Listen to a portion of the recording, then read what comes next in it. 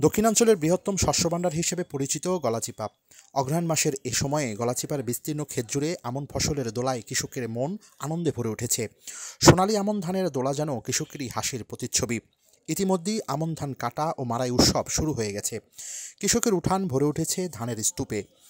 এবার গলাচিপা আমনের লক্ষ্যমাত্রার চেয়ে অধিক ফলন হয়েছে। শেষ পর্যন্ত সব ঠিক থাকলে শুধু গলাচিপা উপজেলায় প্রায় ৬০০ কোটি টাকার আমন ধান বিক্রি করবে কৃষকরা। এবছর অতিবর্ষণ, বীজ পচে যাওয়া, বিভিন্ন প্রাকৃতিক কারণে আমনের উৎপাদন কম হওয়ার কথা থাকলেও শেষ পর্যন্ত লক্ষ্যমাত্রার চেয়ে বেশি উৎপাদন হয়েছে। উপকূলীয় জেলার পটুয়াখালীর ৮টি উপজেলার মধ্যে গলাচিপায় এবার বেশি ধান উৎপাদন হয়েছে।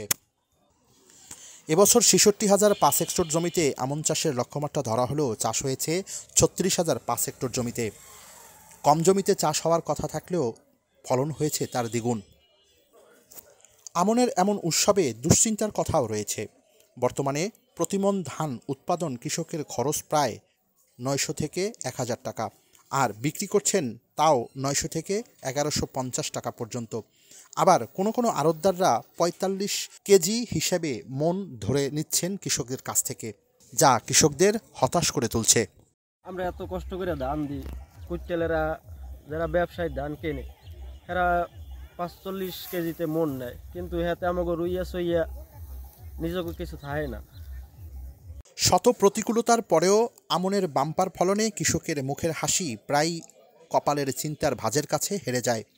মনে দুশ্চিন্তার দানা বাঁধে পরিশ্রমের ফসল সঠিক ওজনে ন্যায্য মূল্যে বিক্রি করতে পারবেন কিনা।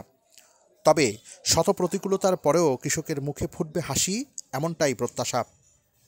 Rakibul Hasan, enter TV, Galachipa, Patuakhali.